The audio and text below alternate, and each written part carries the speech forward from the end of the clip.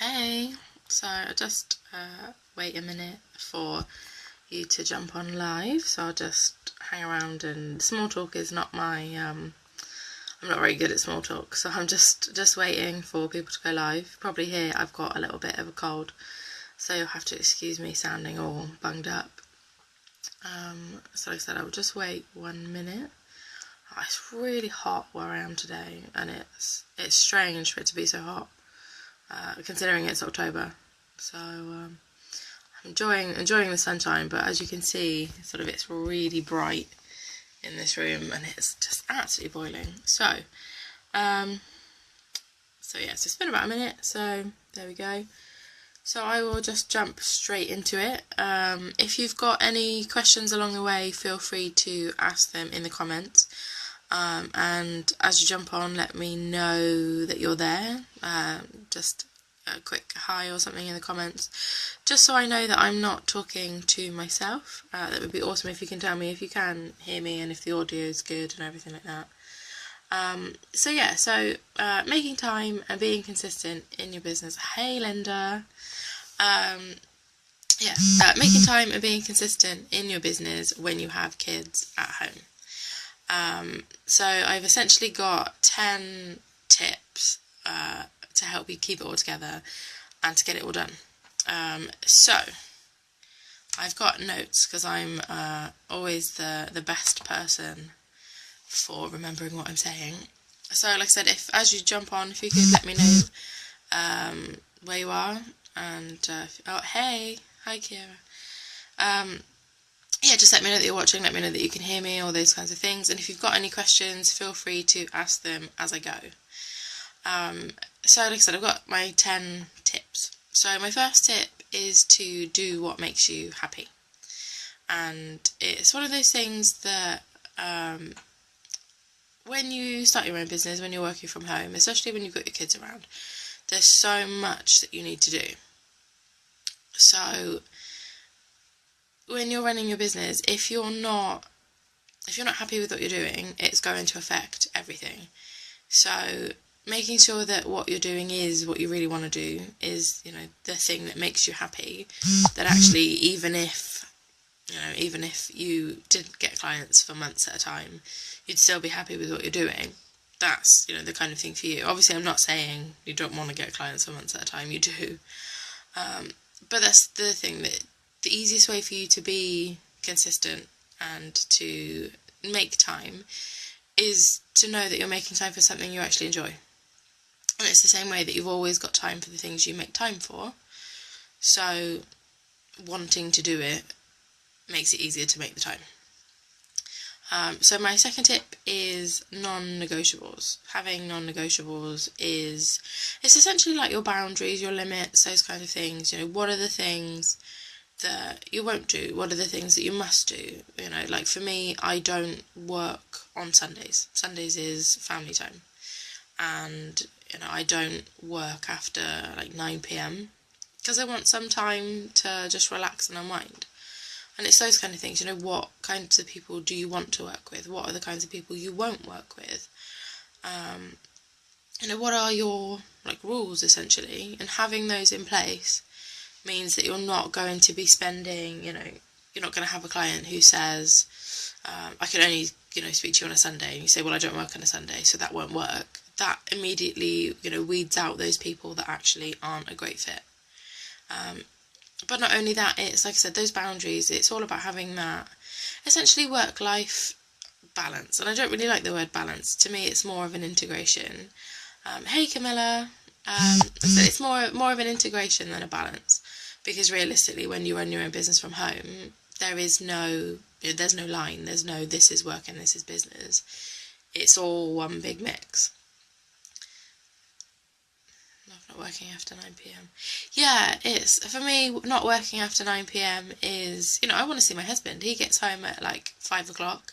By the time we've got our, daughter ready for bed, we've eaten dinner and all that kind of thing, when am I going to get to talk to him, So it's kind of after 9 p.m, that's just time for us to, even if it's just, watching TV, because I'll be honest, I love Grey's Anatomy and stuff like that, so when that's on TV, I cannot be pulled away from it, but But that's the thing, having those like I said, having those boundaries is going to stop you from essentially from burning out, because you don't want to be overwhelmed. You don't want to think like, oh God, I've got this to do and I've got that to do and I don't know what I'm going to do. It's like, no, it's 9 p.m, that's it, I'm going to wind down now. And at least then you build in that time, or whatever it might be that your non-negotiables, you build in that, essentially that switch, that off switch. And sometimes you really need that off switch, because it's sometimes you forget to relax. So my third tip is have a routine. And it's the same like for your kids, that they have a bedtime and they have to go to bed at that time, otherwise they turn into that cranky, crazy little person who, no, I don't want to go to sleep, no, I don't want to go to bed, no, I don't want to do this. And you don't want that. You don't want a meltdown. And it's the same, for you and your business. And that's kind of where the non-negotiables come in as well. That having, like I said, not working after 9 o'clock, that's your routine. And I'm not saying that it should be, this is done at this time, and this is done at this time, and this is done at this time.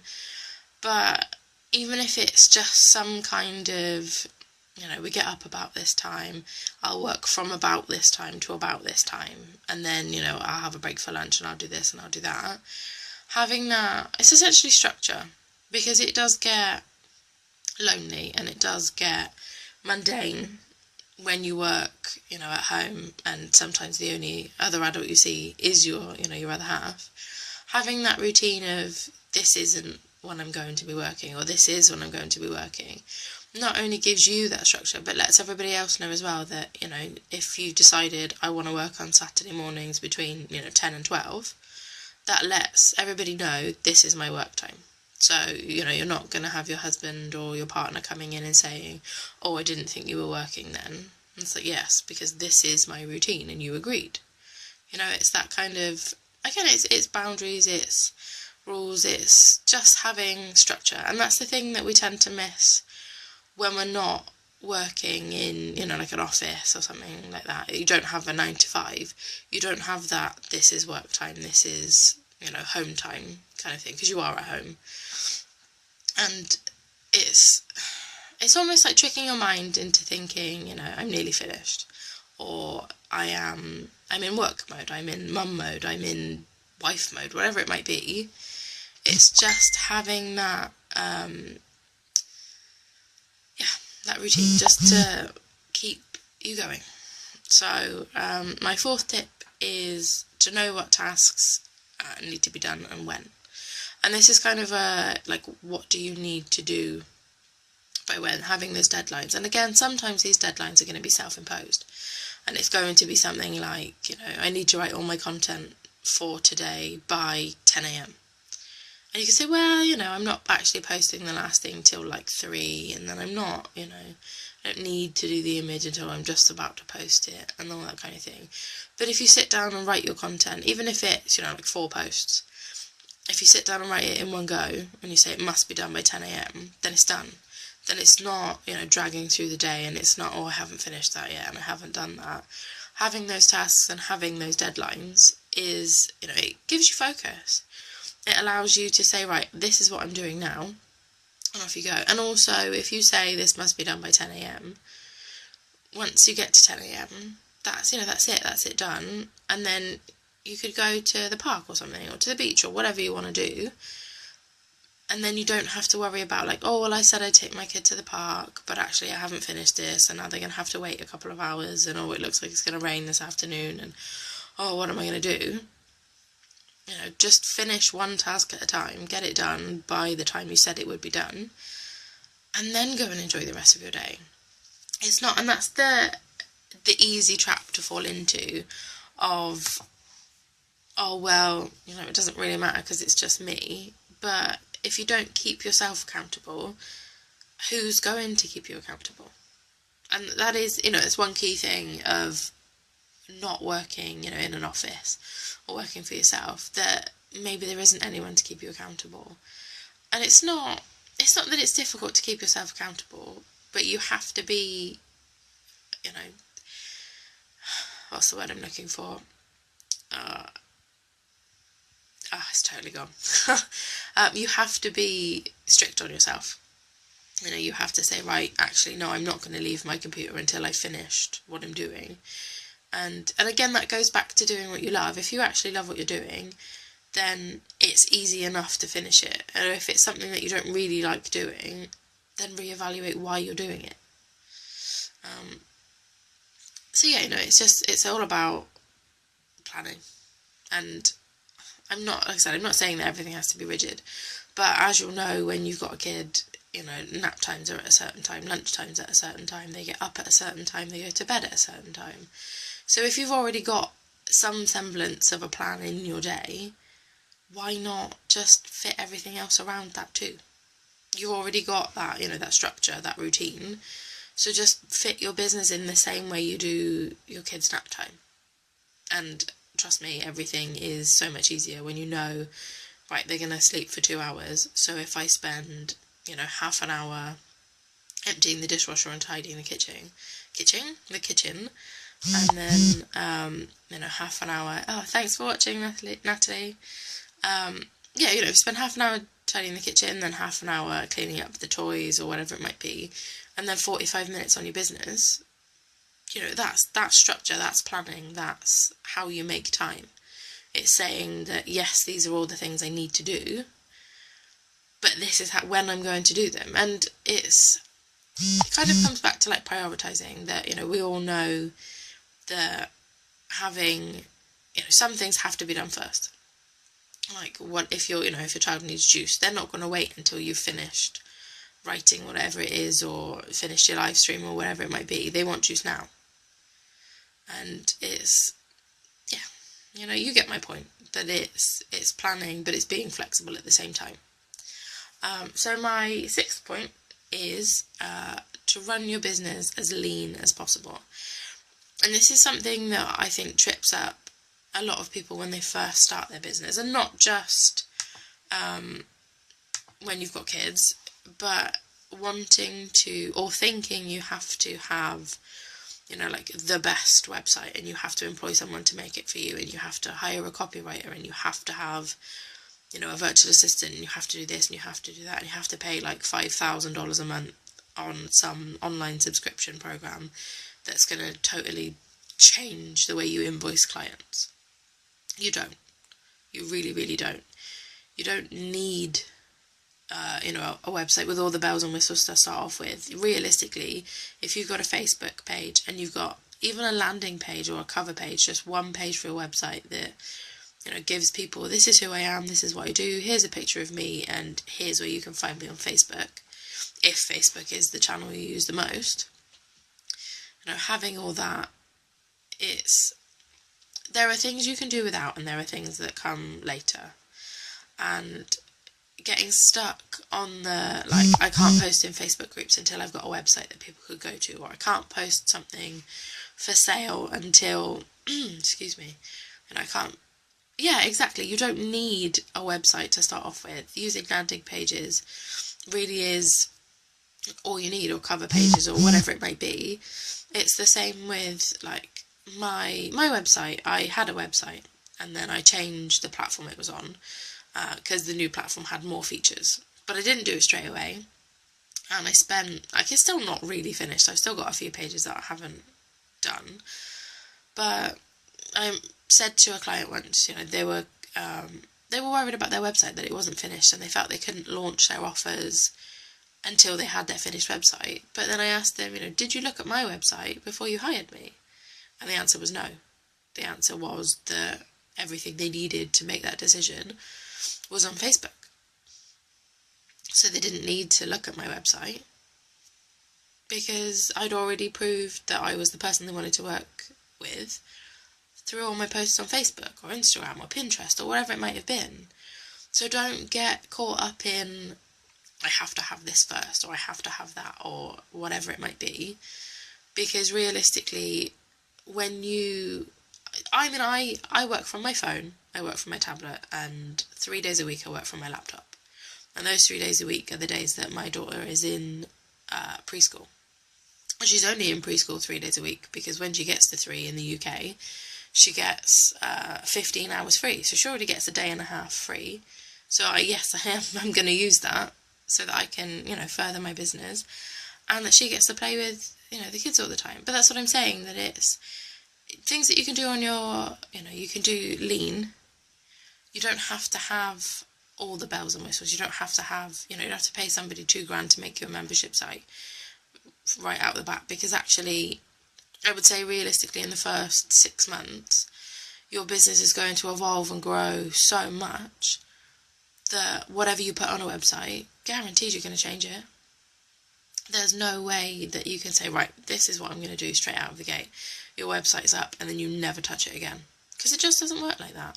So don't spend all that money. DIY websites, there is nothing wrong with DIY websites. Honestly. And again, Facebook and all that kind of thing, where you share your value, that's key.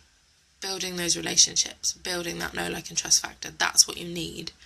Not, you don't need, QuickBooks or anything like that. What you need to start your business is like a cover page or a landing page for your website, your Facebook page, your Facebook business page, not just from your profile. You need PayPal, some way to take payments, and I would say some kind of calendar software like Acuity or Calendly, or even the free version, because you need some way to track, when your clients are going to work with you, if you offer, one-to-one calls.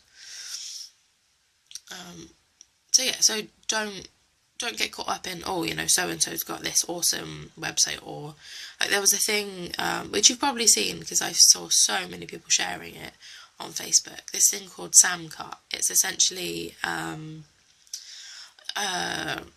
checkout cart that you'd put on your website for people buying things.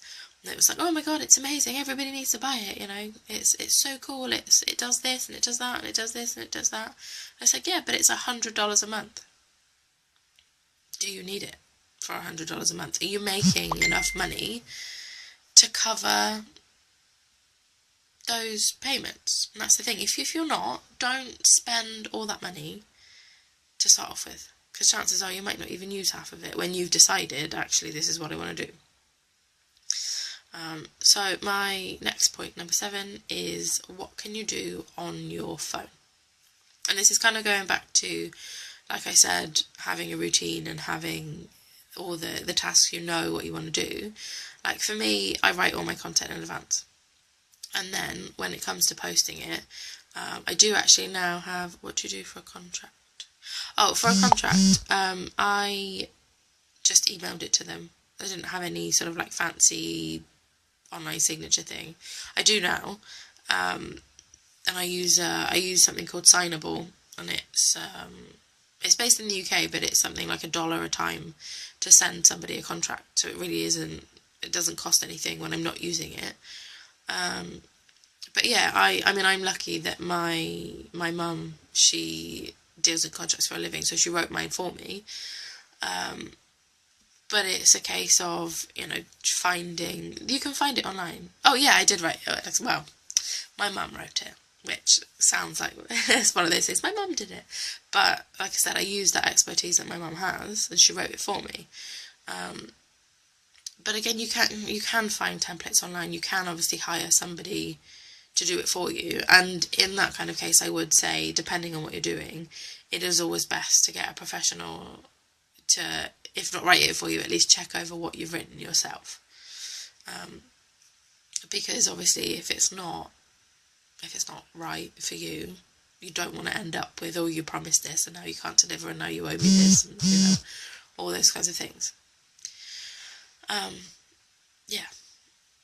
Does that answer your question? I hope it does. I'm going to keep talking a little bit because I know there's a slight delay. But yeah, let me know. So, what was I saying? Yeah, what can you do on your phone? So like I said, I write my content in advance.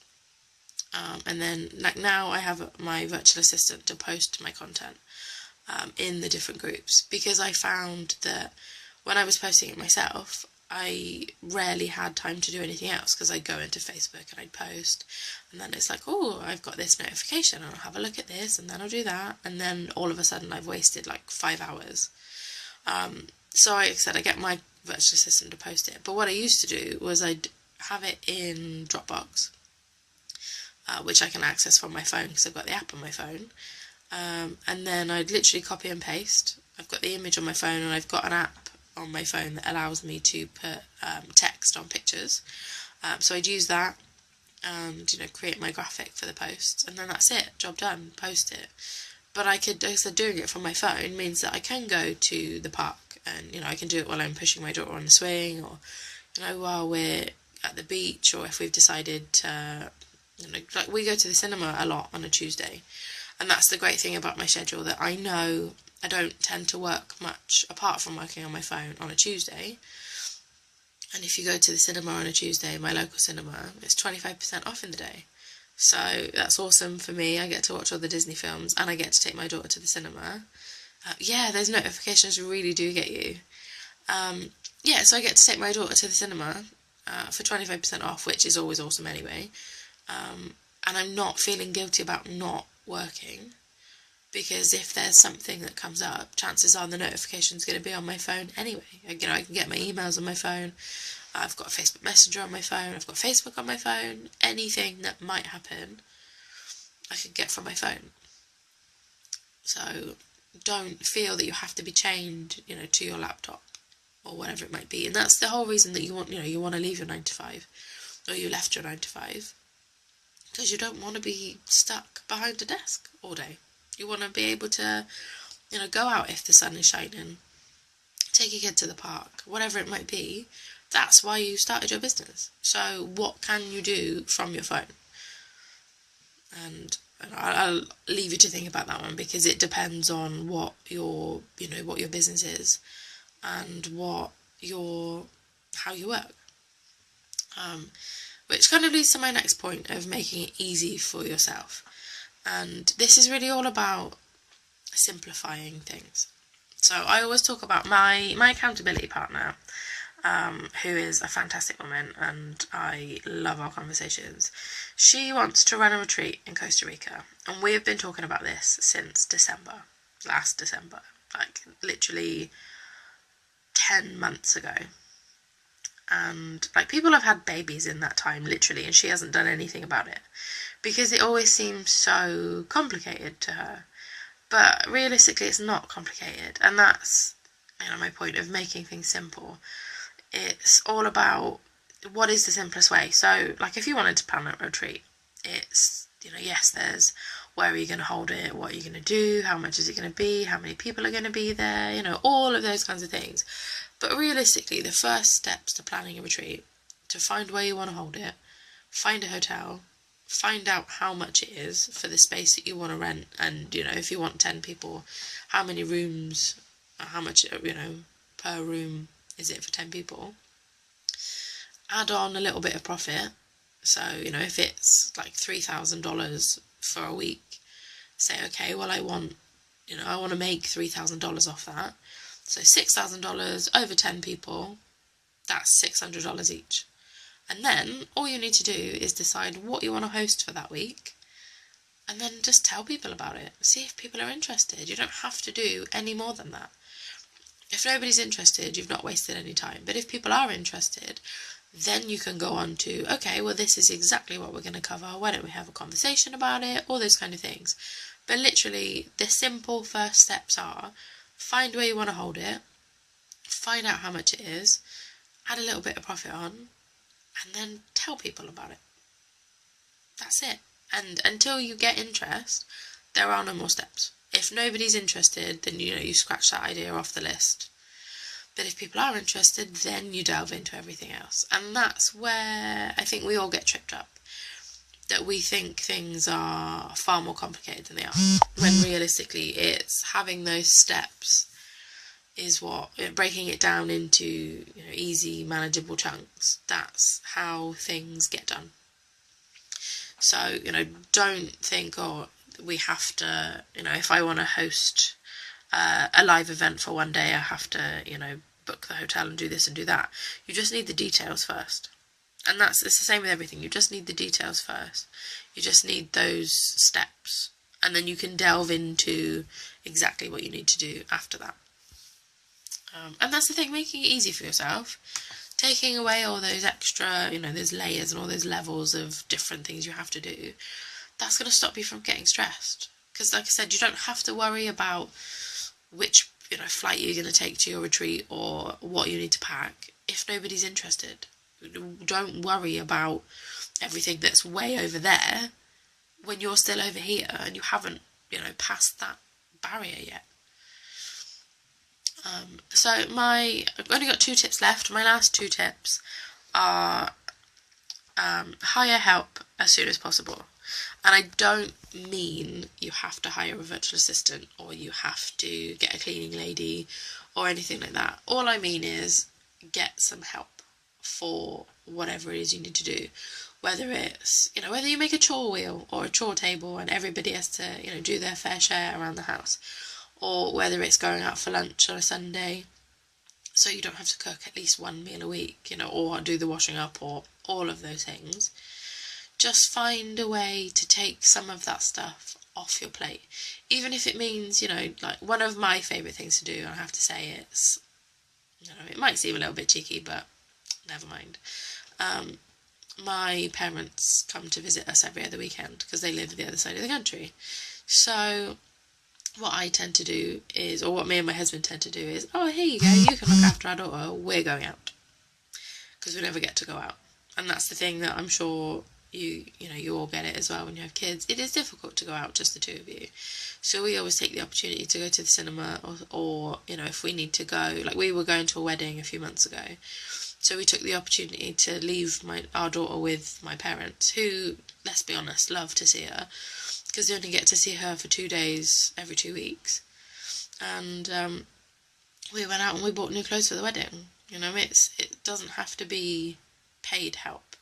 It could just be a simple case of, asking your parents or your in-laws, if you get on with them, which I don't, but that's another story for another time. Asking them, are they happy to have your child on a Saturday or every other Saturday or for a couple of hours on a Wednesday or whatever it might be, so that you can get stuff done. And that's the thing, that it doesn't mean that you've failed in any way or that you're doing things wrong if you need help. And you don't have to be ashamed to ask for help. We all started in a place where we didn't really know what we were doing, and there are still things that I don't really know what I'm doing. And it's the same in your business and with kids. My daughter's 3. She turned 3 2 months ago, and I've never been the mother to a 3-year-old before. I don't know how this works, and it's going to be the same. When she's 25, and I've never been the mother of a 25-year-old before, so I don't really know how it works. And it's the same that, with a business, I've never been at this point in my business before. So no, maybe I don't know what I'm doing, but having people around you who can help you, even if it's having, your husband, it's his responsibility to unload the dishwasher every day, or whatever it might be, it takes something off your plate. And when it takes something off your plate and it frees up more of your time, you've got more time to focus on the other things that need to be done. Because there's always other things that need to be done. And I don't know whether that just comes with, being a woman and having your own house to look after and being a mother and trying to run a business. But there's always something to do. But not having that time to, focus on things, to rest and to relax and to look after you, that's where, burnout occurs. That's where you get overwhelmed and you feel like you don't know what you're doing, and that tends to be when people give up. And instead of giving up, it's so much easier to just ask. And that's the great thing, about this Facebook group as well. If you've got a question, ask. Nobody's going to judge you. Nobody's going to think, oh my God, I can't believe you don't know that. Because chances are they didn't know that 6 months ago or 3 months ago or yesterday. So don't be afraid to ask. So my final point is that there's always tomorrow. And I don't mean procrastinate. And I'm really good at procrastinating. I'll be honest, it's one of my favourite things to do. But there comes a point when, if everybody else has gone to bed and you're you're still awake because you're still trying to finish something, and you can feel that, your eyes are going and you can't really concentrate anymore, that's the time to stop. If you've got deadlines, which, like I said at the beginning, it's great to have those deadlines, but if they're self-imposed deadlines, you can push it back by 12 hours so that you can go to sleep. Sleep is more important than deadlines, and that's the thing that sometimes we all try and do too much. And when you try and do too much, you get burnt out and you get overwhelmed, and like I said, that's, when you give up. And you don't want to give up, because you didn't start your business to give up. You started your business so that you could leave your 9 to 5, or so that you could make more money and you could, retire your husband, or whatever it might be that you want to do. That's why you started your business. So don't think, oh my God, I have to do everything today and everything has to be done right now, because it doesn't. There is always going to be more time. And if you need that time, then take it. If you don't need that time, then, keep going. If you work well at 3 o'clock in the morning and then you can get up at 5 with your kid, awesome. I personally can't. I tend to be in bed by like 11 p.m. at the latest, because I know my daughter's going to be up at like 7. And yeah, okay, that means I get out 8 hours sleep, but it's what I need. So if what you need is 8 hours sleep or 10 hours sleep or whatever it might be, make sure you get it. Because unless you're on top of your game, unless you're, feeling the best you can, how are you going to help other people? How are you going to work with your clients if you can barely keep your eyes open and you're not really listening to what they're saying? So, like I said, there is always tomorrow for the things that you didn't finish today. Obviously, try and finish them today, but if you can't, don't feel bad about it. Don't beat yourself up about it, because when you're in that place of feeling terrible, you're not going to do your best work. So, yeah. So that is my 10 tips. If you're just joining, like I said, I'm almost finished, but I'll give you a quick recap. I'll get my notes together, because like I said at the beginning, I have to take notes, otherwise I'll totally forget what I'm saying and where I'm going with it. So 10 tips are: do what makes you happy. If it's not making you happy, then either change it or stop doing it. Have non-negotiables, so have those, those boundaries, those rules, those must do these, will not do these kinds of things, because those are what's going to stop you from burning out, from working with the wrong kinds of people, from essentially making your life a little bit worse. Have a routine, and the same with, like I said, your child has a bedtime to stop them from getting too tired and having a meltdown. You need the same kind of boundaries. So like I said, I don't really work after 9 p.m. through personal choice. You can stop working at 5 if you want to, but I don't work any later than 9 p.m. because I want to spend time with my husband. I want to be able to have, an adult conversation and not have to, clean toys up off the floor or make sure that somebody's got juice in the middle of it. Run your business as lean as possible. So don't worry about all these other things that are, that people are spending hundreds of dollars on a month or whatever. All you really need is, at least a cover page, if not a whole website. I wouldn't say you needed a whole website to start off with. Really a landing page, a cover page, with your picture and where they can find you on social media, a Facebook page, and PayPal, and some kind of calendar scheduler. And that's it. And again, like I said, with the contract, there are plenty of online signature things for the contract. And again, either write your own or at least get a professional to draft something for you or check over what you've done, because contracts are important, because you want to make sure that you're not,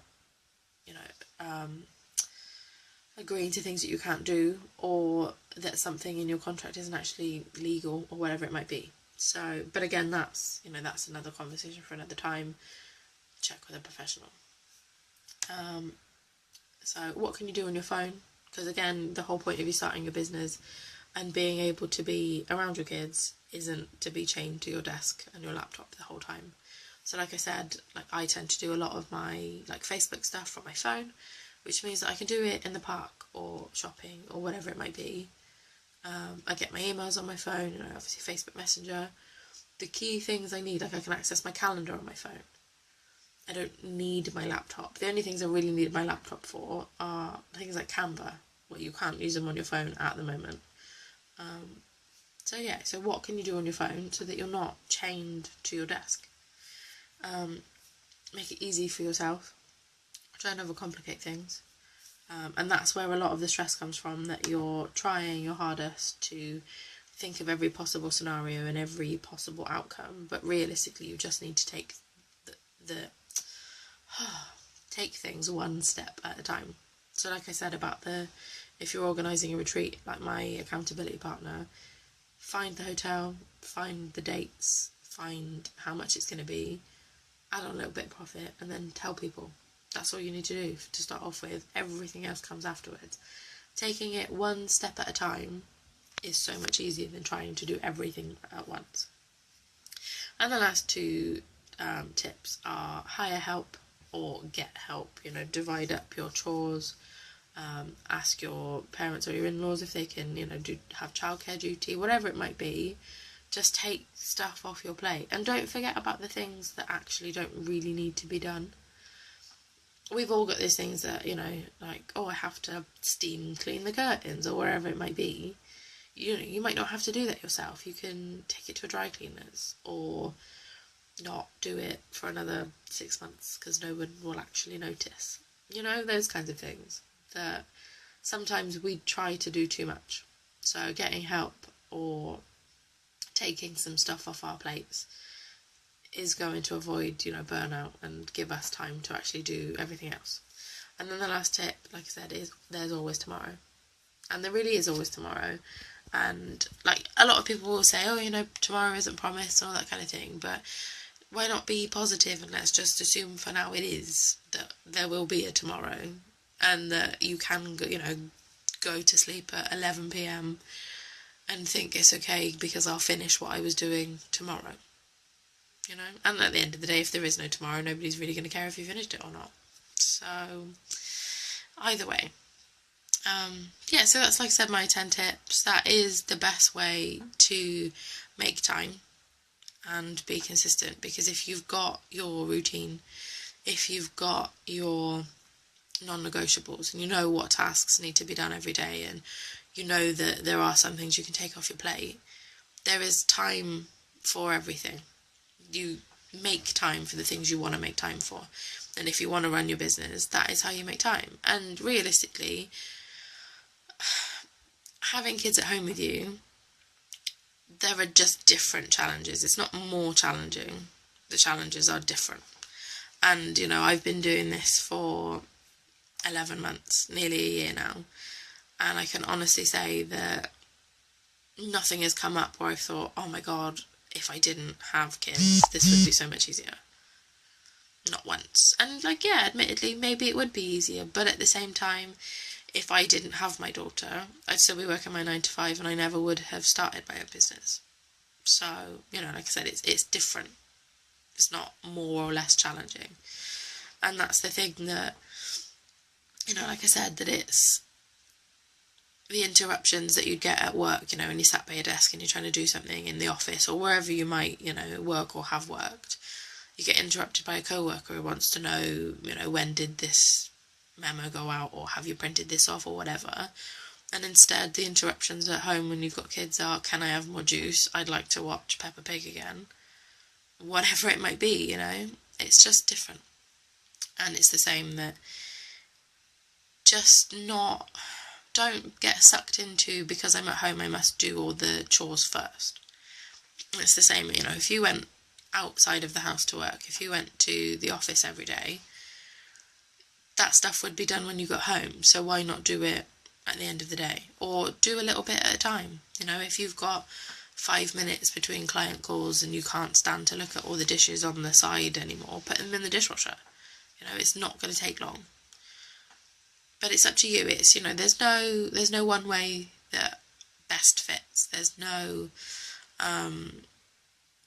do things this way and this will work for you. Because, everybody's family is different. Everybody's child's different. My daughter doesn't have naps anymore, which kind of was the end of the world when she stopped having them, because I was relying on that time. But I adapted and I changed. And now instead of, doing things at nap time, like I said, I just do more things on my phone. Or I will admit that I am one of those parents that if it's raining outside, I will say, let's watch a movie, and then I can do things on my laptop while she's watching a movie. So I'm glad you're enjoying it. So yes, like I said, that's kind of my top 10 tips. If you've got any questions, let me know. Like I said, I know there's a bit of a delay, so I will sort of keep going. But if you've got any questions on any of it, feel free to ask, or anything else, let me know. So I am, as a thanks for watching, I am offering everybody free 20-minute goal setting assessments. And I know that it's one of these things that when you're at home all the time, it's difficult to kind of keep track of the time. And yeah, like I said, when my husband's at home, it drives me nuts. And I know what you mean. He said he was home for 2 days. My husband was off for a week a couple of weeks ago. And it just drove me crazy. Because you do get into a routine, and then they don't know the routine, and it's like, oh, why don't we do this, and why don't we do that? And you just think, like, please leave. Like, I love you, but leave. You know what I mean? So yes, I'm offering everybody free 20-minute goal setting assessments, because I know how difficult it is to keep yourself accountable and to, feel like you've got that support. So for everyone who's watching live or on the replay, just PM me and I will send you the link to book your free assessment. And it is just a quick chat, a conversation about what your goal is for the month and how you can make time and be consistent to achieve it. So, like I said, there's no limit to them. It is a PM me and I'll send you the link and find the best time for you. So, like I said, if you've got any questions, let me know. I will hang on for one more minute. But if not, feel free to put them in the comments of the video and I will reply later. And yeah, thank you for watching. Thank you for watching live, and thank you for watching the replay. And if there's no more questions, I will hop off and leave you to the rest of your day. So thanks very much. Bye.